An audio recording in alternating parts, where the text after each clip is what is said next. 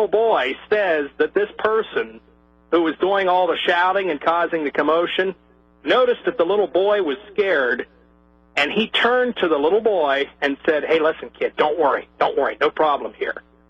In other words, he stepped out of his acting character for a moment and said, "Listen, kid, don't worry about it," and then returned back to the Oswald mode and then left the shooting range.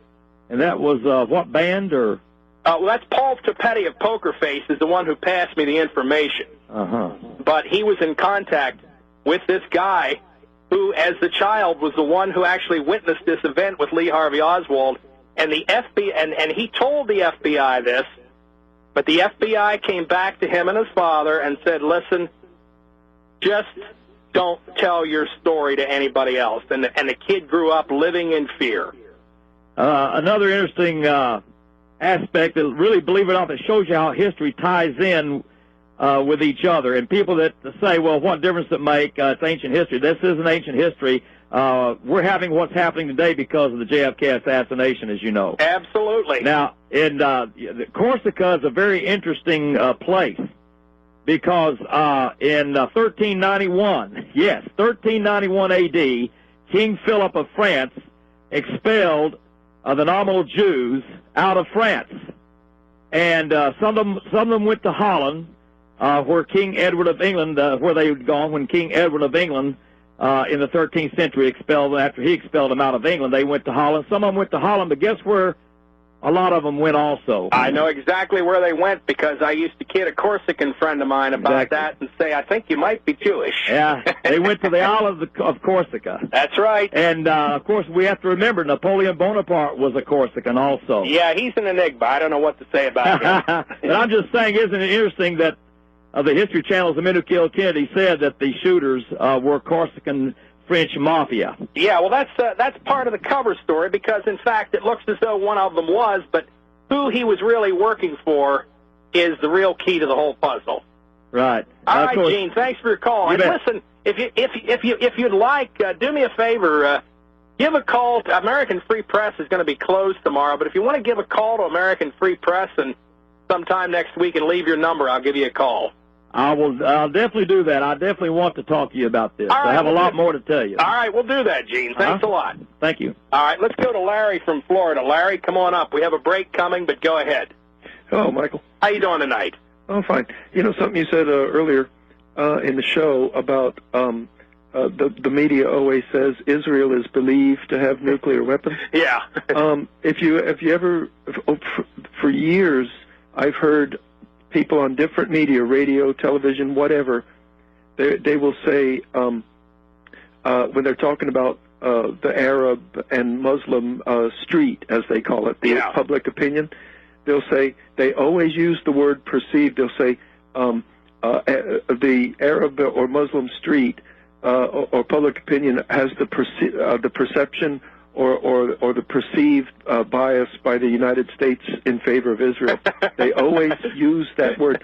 You'll always notice that. They trip over themselves, practically violating the rules of grammar to mislead people. Yeah, and so they're getting instructions from somebody. Absolutely. You know, always say the Arab public perceives a bias in favor of Israel by the United States. Well, like I say, look at all those reporters that showed up to hear Congressman Kucinich, and yet they were furiously taking notes, but when they went back to their editors, that story didn't get published. Yeah. You know, I'm wondering, do Jews have deathbed confessions the way Christians sometimes do? Because if they did, how many of them were involved in the USS Liberty attack? And you know, there were pilots, there were fighter pilots and helicopter pilots and soldiers and radio operators and all kinds of people. Well, you know, there was one of the people who participated in the attack on the Liberty who went public some years ago and told his story to, I believe, Robert Novak, the columnist, who, although Novak is of Jewish descent, he's a convert to Catholicism, and he's very, very anti-Israel, and he went public with this guy's story. So at least there's one confession we do have. Okay. All right, Larry. Well, we got this break coming up. Thanks for your call. You bet. Bye. All right, folks, this hour is wrapping up quickly here. When we come back, we're going to go to Bob from Texas, who's the one who threw the match on the gasoline and got this whole thing going. Bob is back. Stay tuned, folks.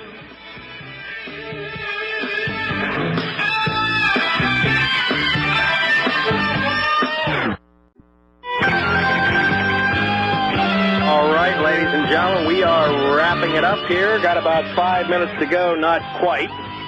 I will tell you this much, folks, regarding the Kennedy assassination. 10 years ago, a guy who had read my book, Final Judgment, he ran into Walter Cronkite of CBS at the farmer's market on Martha's Vineyard in West Tisbury, and he had a few minutes. He was able to talk to Cronkite, and he outlined to Cronkite over maybe 2 or 3, 4 or 5 minutes the thesis of my book. And, you know, Cronkite listened intently.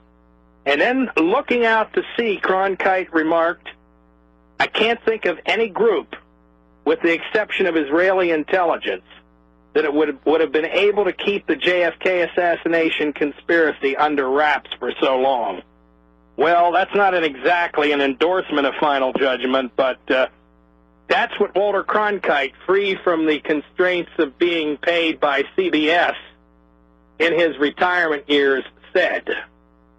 What can you make of it? I don't know. Let's go to Bob, the fire starter from Texas. Bob, how you doing tonight? Hello, Michael. How you doing tonight, Bob? I'm fine. I have 2 very quick points. Okay, go ahead. Okay, one is I want to touch back on the Zapruder film. Okay. Okay, because to me the Zapruder film records 2 things.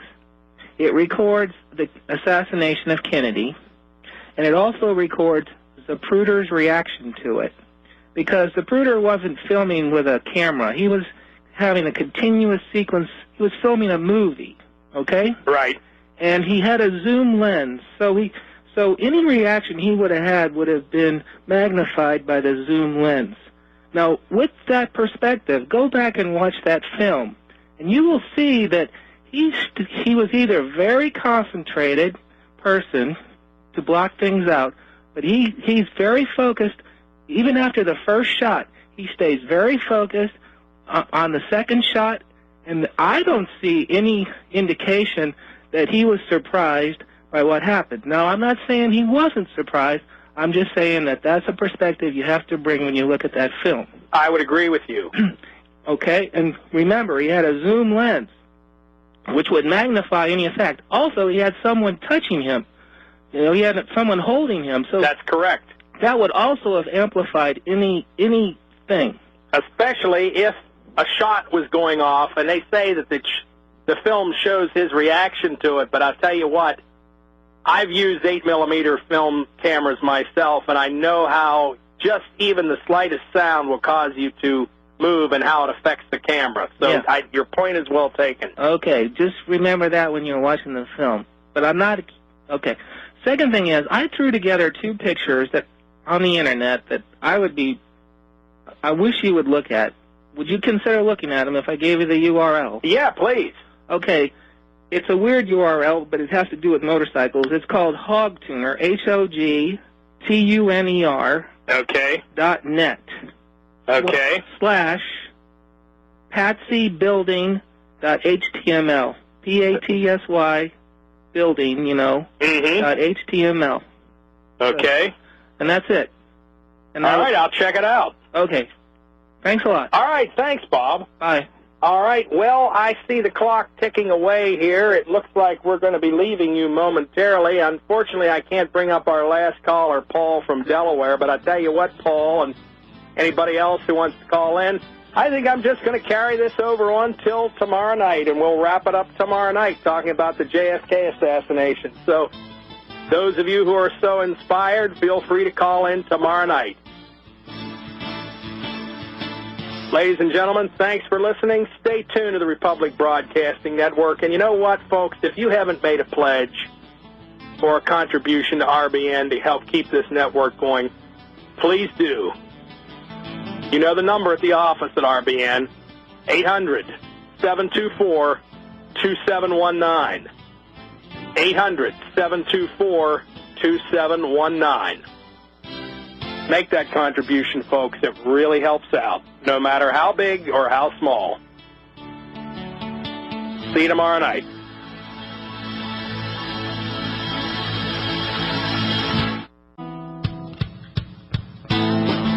Good evening, ladies and gentlemen. It's Friday evening, October 13th. This is Michael Collins Piper coming to you from Washington, D.C., the headquarters of American Free Press. Check it out on the internet at AmericanFreePress.net. Okay, folks, well, this last few days, we've been talking about the JFK assassination, and I know that's a subject that people are always interested in, and like I say, although I've been broadcasting here since February 1st, I really haven't talked that much about my own research into the JFK assassination. A lot of you have read my book on the subject, but I've just kind of let it go. But, Bob from Texas threw a match on the gasoline the other day and got me on a roll here, and I figured we'd just wrap up the week here with this discussion. Couple news notes before we get into the JFK business. I have a few things I want to say, and then I want to take your calls on the subject, whatever you have to say about the JFK assassination. Whether you agree or disagree with my thesis, all or in part, we're here to talk about it. In any case, did want to bring it to your attention, something which has just come to my attention. I don't have all the details on it quite yet, and I don't know if the situation's been resolved, but our friend Paul Fromm from the Canadian Association for Free Expression had a little bit of an incident returning to Canada after his speaking engagement up in Idaho. It appears as though the Canadian authorities have seized Paul's laptop. I guess they want to take it and inspect it to see if there's anything evil on it, evil hate things, of course. You're not allowed to hate in Canada. I love this terminology, these hate crimes. So we will see what happens with that. We'll have to get Paul on the show and let him tell us for himself precisely what has happened or what is about to happen. And I'm going to try to get in touch with him and get him up here next week sometime. And hopefully the resolution of it will be a good resolution. But knowing the police state-minded people in Canada, that seemingly benevolent neighbor up north here, I'm just afraid that the consequences could be difficult if they discover that Paul has hated anyone. Very, very interesting, folks. This concept of free expression, it's quite limited in all reality. Another point, just to remind you, this weekend, the machine gun shoot in Knob Creek, Kentucky, Paul Tapetti, as opposed to Paul Fromm, will be playing there with his band Poker Face. That's in Knob Creek, Kentucky, and the website for that is machinegunshoot.com. Go down there and shoot off some guns and scare the hell out of the Anti-Defamation League. I always remind people that people think they're under the radar of the ADL if they don't discuss Zionism and controversial issues like that, but I'm here to tell you that the Anti-Defamation League is bound and determined to get rid of the Second Amendment just as much as they want to get rid of the First Amendment. They want to take your guns away. They do want to take your guns away, and I guarantee you, if they get the chance, they will. So get down there and learn how to shoot a machine gun, because you may need to use it one day. God forbid it ever comes to that, but in this police state mentality that we've got in this country today, a country that's run by a madman who wants to use nuclear weapons, wants to set off what our friend Eustace Mullins called the Jewish hell bomb. He wants to use it against Iran and God knows who else.